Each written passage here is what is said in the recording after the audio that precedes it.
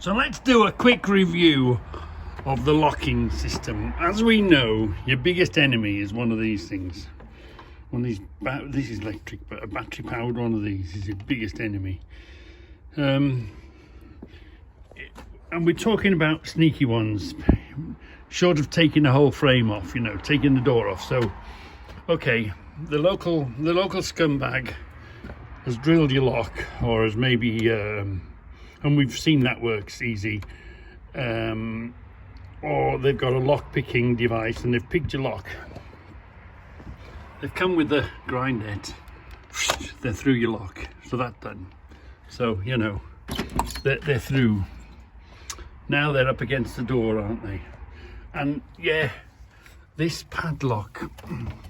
So what you can do is you can protect your padlock. So what we've done here, look, is we've protected the padlock. The padlock sits behind there, and you see that on a lot of containers and whatever. But again, they have access to the lock. They could pick the lock upwards, or they've still got to cut through this. So you're giving them that much, still a lot of inconvenience, you know. But what I'm so pleased with, that I found it's fantastic. So that's another one, they've got through that. So what I found was turned out fantastic, and it's the simplest thing. It's basically, if you can't get down this hole, you're not getting in. Simple as that, you know. Simple as that. And you know, you remember Scoutcrafter and Stuart sending me the film of this working. I'll show you that in a minute. But if you can't get down this tube, and if you haven't got one of these, you're not getting in. Simple as that. But even if you could get down the tube, you're still not gonna get in, because, hold on, I put a secondary, if you remember, I'll show you in the back here now. If you remember, I put a secondary locking system. So let me just show you. So if you can't get down this tube, I mean, yeah, you'll get through the door by taking the door off and taking off the building. But again, half the street knows you're doing it. But look, you've seen this before, haven't you? You've seen this one working, and it's worked really well. It hasn't let me down at all. But do you remember we put a secondary sneaky lock on it, didn't we?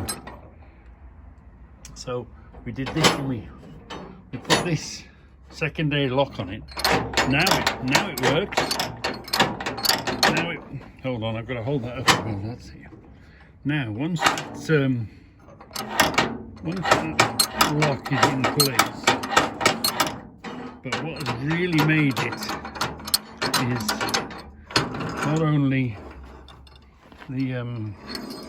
not only the tube lock, shall we call it. I don't really know the name of what it does. You remember this, don't you? And it slides the bolt in and opens and shuts it. But because we've got a secondary sneaky lock on it, which is this shaft here that's operated sneakily. Hold on. Now it works.